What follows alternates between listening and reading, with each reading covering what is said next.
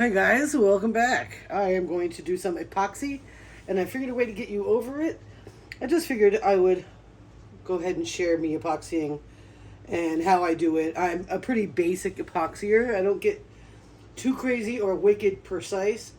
But I just really like the coating on the painting. So these are all wood panels and this is going to be a hook of some sort, and I didn't like the way the epoxy came out the first time. There was too many air bubbles. Now, I don't often go back and sand, but sometimes when there's just too many, with wood, it's really hard to keep the air out. So, this has been sanded, waiting for me to do it again. So, Baby Cake's got me some epoxy. I just mix them up. I mixed them up with a paddle on a drill, and I added a very fine orange glitter to it, and that is going to be on all of these. I'm going to start in the back, work my way this way, and then what I have left will go there. I'm going to put some gloves on. I do have some alcohol nearby, and I also have a drying table. What I did is I set up a contractor bed with wood all around underneath in case any drip off, because if this goes really well, I'm going to keep going. So the first thing I'm going to be using is a cup, just 1 cup of epoxy. And let's see what we got here. I got something to help break the bubbles. And I also have a full tank on this, so hopefully we end up in good shape here. Let me get some gloves on. I hope everybody's having a good day. It's a nasty snowstorm here today, and I don't like it. I went out to Corey shoveled earlier, and then I went out to get the Jeep cleared off and see about shoveling. I can't do it. So we're having the plow guy come tonight because it's going to be heavier later, and Corey's going to be tired. So Wayne wanted me to call the plow guy, and sure enough, just as I was about to message him, he messaged me. So this is supposed to end about 5, 6 o'clock. It's just ugly. I mean, it's not ugly. It's beautiful, but I'm not a fan. The poor puppy dog is mad because she lost her balls in the snow. She was doing really good for a while, finding them, and then she started having trouble. So today, there's no fetch it, catch it, and she's pissed. But she'll get over it. My hand is in a really hard time getting in this glove. All right. So this is a very basic epoxy top coat. I do have glitter in it to make it fancy, but I drilled with the paddle for 3 minutes straight, and then I went in with the epoxy and hand stirred it because you're supposed to go around and scrape anyway. So I've got quite a bit of air bubbles in there still, but that's okay. I can't wait to see what this orange does. So yeah, I'm going to start in the back. I'm going to use my hands to rub it in. And I'm hoping I have enough for all of this. If not, I can do more. There's 1. There's 2. There's 3. And I might have just enough for this guy.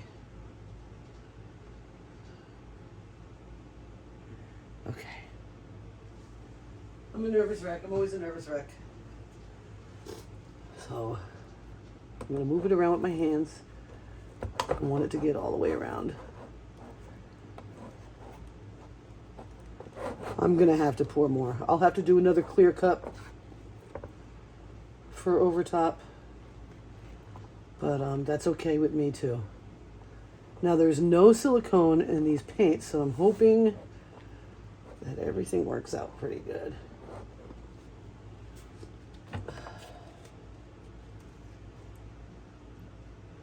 I don't know what that was.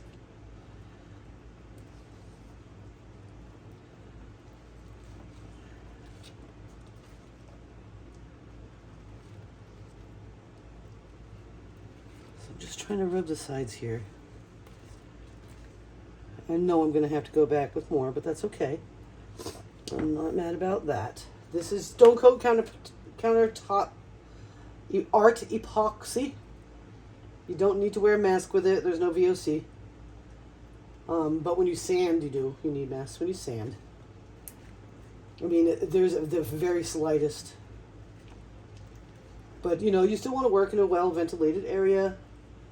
And you want it to be around 70 degrees, 72, consistently while you're drying.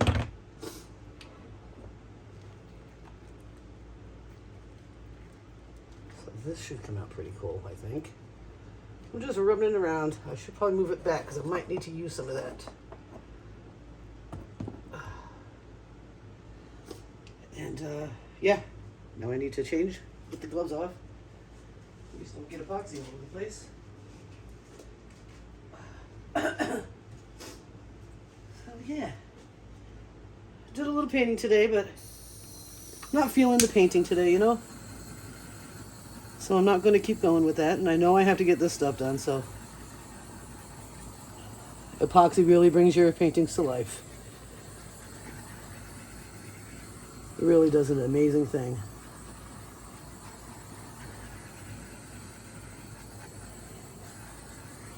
Now, a lot of people, they will tape off their edges.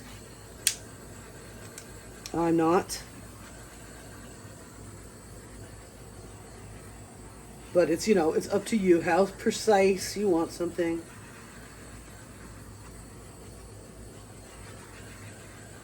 So I'm just trying to pop some air bubbles. Want to try not to have any bubbles in the drying process if I can. It still happens, but I don't get too stressed out about it. It's just not how I am. I don't want to get stressed out about stuff like that.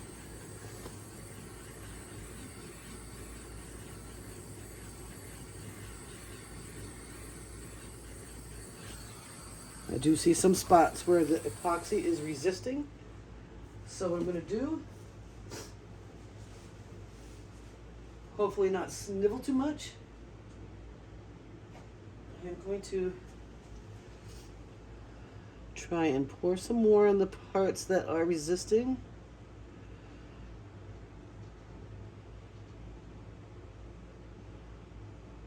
Save a tiny bit, not a whole bunch. This usually does the trick.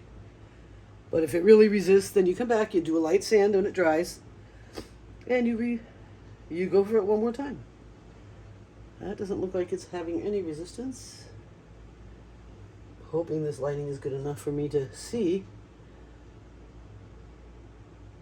Figured doing it in front of the window, natural light is just good in general for this kind of stuff. If I had a beauty ring, it'd be even better.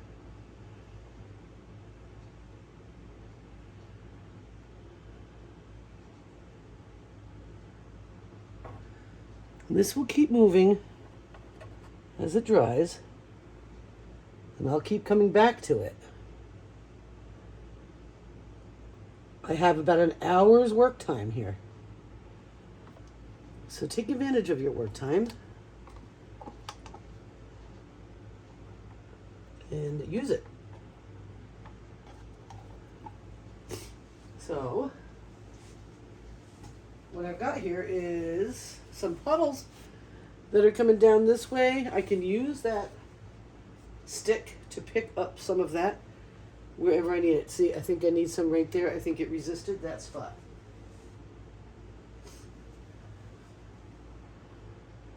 Right there. Just remember, everything that's underneath, you want to make sure it's not going to come up with your epoxy. I was just thinking of that. It's dry, so it should be good.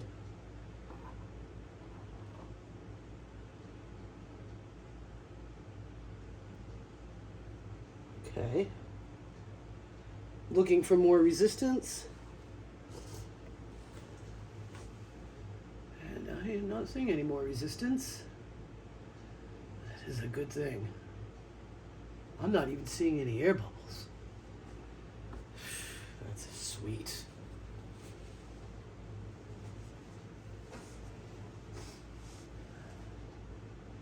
So guys, What I do from here, oh, I see some air bubbles now. See, when you walk away, you see it different. Let me, okay, I need more fire on this guy and that guy. This guy, I don't see any. All right, let's get in it.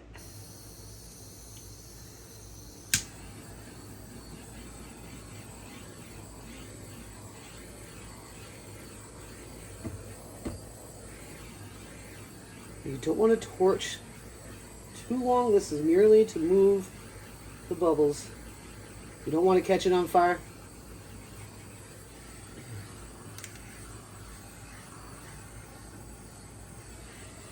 So it's a couple inches. If I had a propane torch, that's a little better. A little hotter. You can use MAP gas, but you gotta be fast with that. That's very hot. This is butane. I do have a propane, but it's not full enough, and I don't like it when they start getting low and they start popping when you turn them off. I don't like that sound. Damn, not a fan. Not a fan of that at all. So I'm going to turn this off. Step back again. Seeing air bubble right there. Let me use my bare hand. Oh, I bet you it's from the paint. It's not an air bubble. Okay, that's fine. Because the paint is not perfectly flat. Okay, there are some, upticks in it. So, okay, so I don't have to obsess too much. I just realized that when we went in before, like, hello, this is not perfectly flat. So, that, I don't know if that...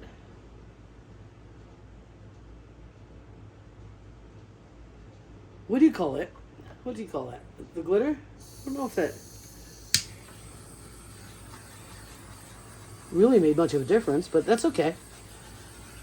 It's still giving it something. So what I'm going to do is I'm going to come back to this at about 45 minutes and check. I never used the little sponge brush. I didn't think I needed it, so I just didn't use it.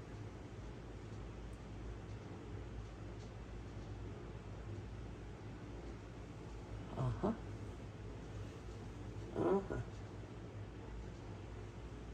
This is so beautiful. Oh my gosh. These are fabulous.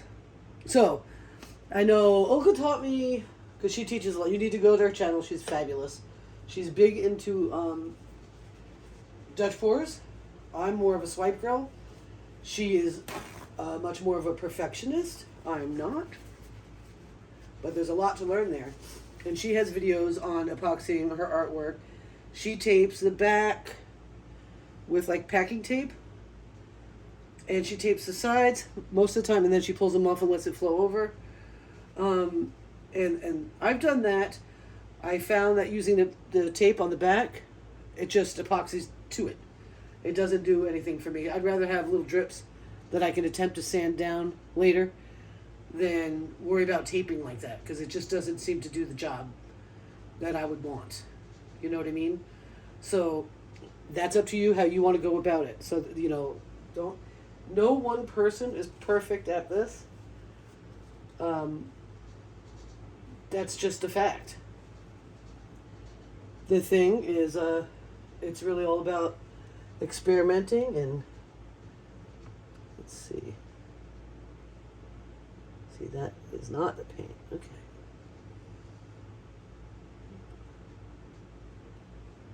See if I broke those up a little bit better.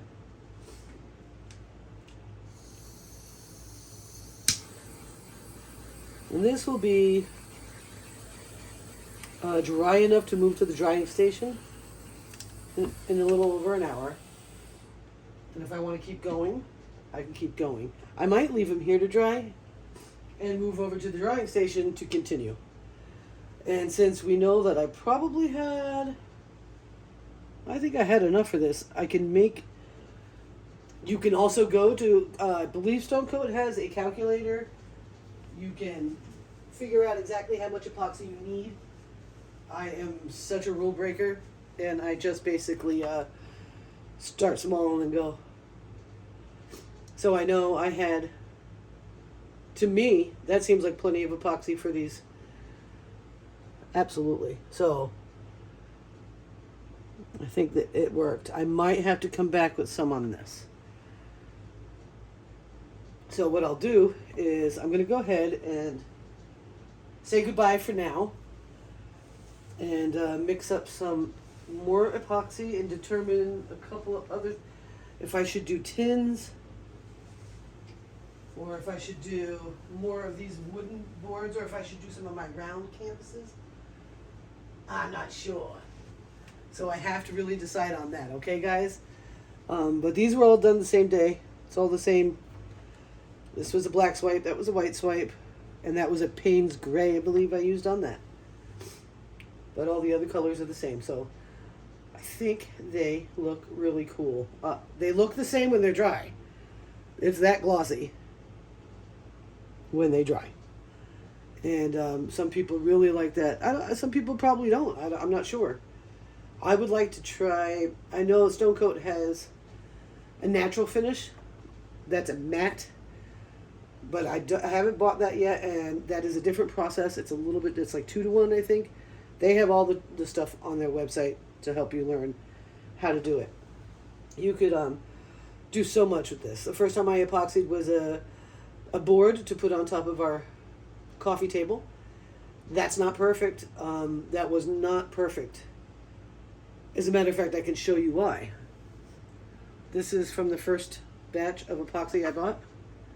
There's still some left in there. So it dried a little tacky. And there were places in it it resisted. So I have been trying to convince Baby Cakes to let me sand it and put another coat of epoxy on it. Because when you go to clean it, you pick up stuff and it sticks. And he just thinks it's from like, what we drop on the table. I'm like, no, that's the epoxy sticky.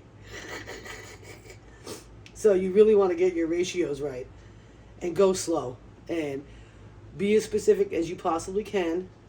And before you start working on epoxy, like for home improvement stuff, try to get super familiar with it, with things like this first.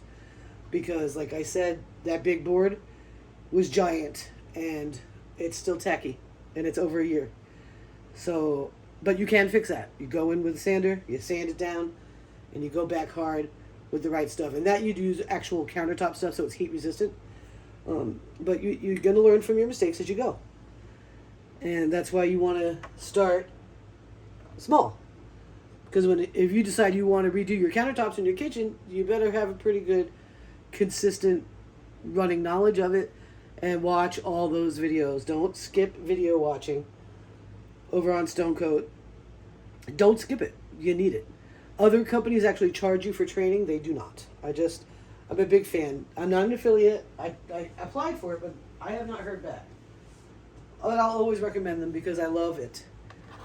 I love working with this, and I love their style of bringing the value before they even sell you anything, I really appreciate that. That's from my network marketing side, That's just huge.